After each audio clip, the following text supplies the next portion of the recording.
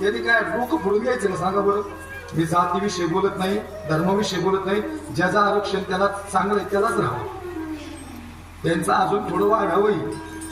मला एखादीच सांगितलं म्हणजे मराठ्यांनी त्यावेळेस घेतलं का नाही, त्यांना वाटलं नाही असं होईल पुढे चाललं. मराठी पहिल्यापासून अशीच महागारच घेतलं काय, ते झुकत बी नाही तर ते नमत बी नाही. आता आरक्षण घेतो ते म्हणजे झुकले का नाही मराठी, आणि ते झुकतेच होय तेव्हा ते पाटील मरण पण ते सोडणार नाही, ते आरक्षणात घेऊन मागे येणार. ते म्हणून जरा जाती संदर्भात बोलत नाही. अनेक जाती धर्माची लोक माझ्यासमोर बसले, मला याची जाणीव आहे, पण मी कुणाला हिनवून बोललो नाही.